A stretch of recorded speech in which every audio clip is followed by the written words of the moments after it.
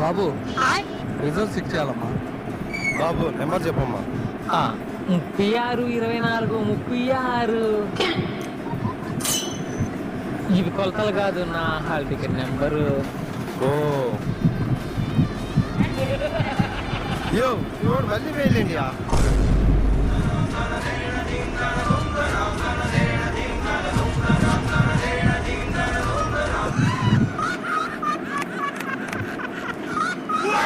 బాబు ఎందుకమ్మా నవ్వుతాను?